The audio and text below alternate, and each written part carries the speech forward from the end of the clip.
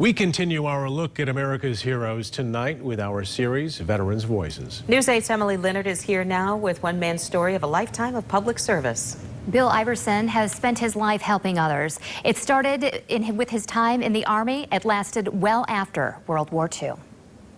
I was born in Columbus, Ohio in 1921. At nearly 100 years old, Bill Iverson started his life as the baby of the family, the youngest of 9. Even before he was drafted into the Army, Bill served in the Civilian Conservation Corps, a part of President Franklin D. Roosevelt's New Deal.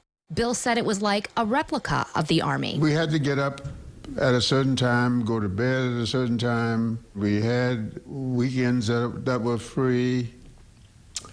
We were able to go into the various towns. Bill says his main focus in the CCC was planting trees.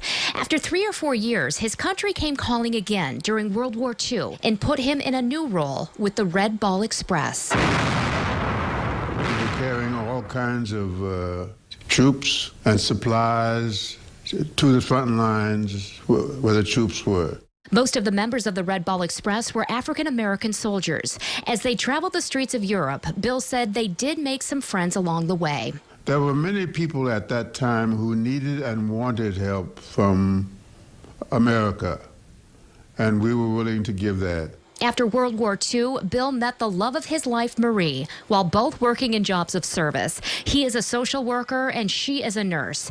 He spent his career continuing to serve, getting his master's degree in social work from the University of Illinois in Chicago, working with youth and street gangs in Cleveland and in youth centers in Chicago, and then later as the director of admissions and assistant professor at Wayne State University's School of Social Work. You must believe that you can be helpful.